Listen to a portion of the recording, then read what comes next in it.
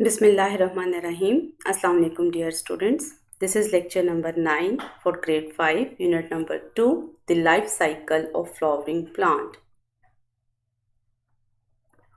Today we study seed dispersal, how seeds are spread. Have you ever found seeds stuck in your socks? Plants need to scatter their seeds away from themselves. We call this seed dispersal, and this is done by the fruit.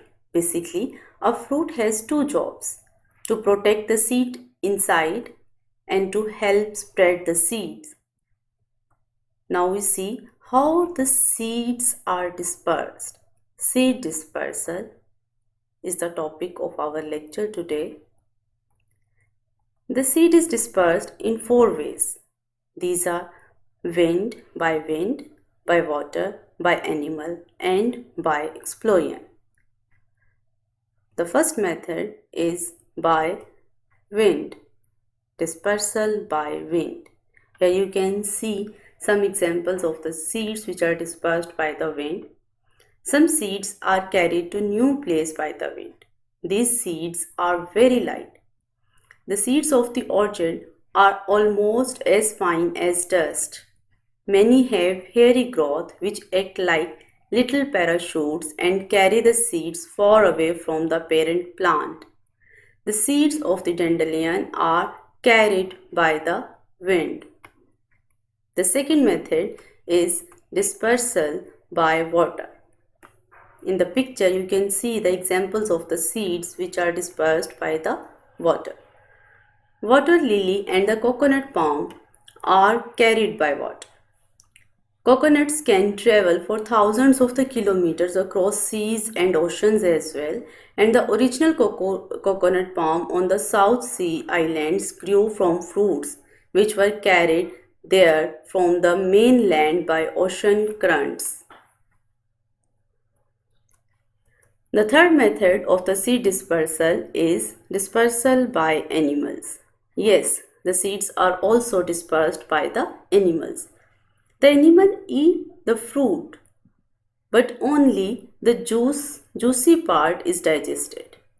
The stones and the tips pass through the animal's digestive system and are excreted to form new plant. This can be far away from the parent plant. Blackberry, cherry, and apple seeds are dispersed in this way. Birds also like to eat fruits, and they help to disperse seeds to other areas through their droppings. Squirrels collect nuts like acorns and bury them for winter food, but they often forget where they have buried them, and these grow into new trees. Some fruits, like that of the burdock plant, have seeds with hooks. These catch on the fur of the animals and are carried away. These are the 4 ways of the seed dispersal, and the last method of the seed dispersal is dispersal by explosion. Some plants have pods that explode when the rib and the shoot out the seeds.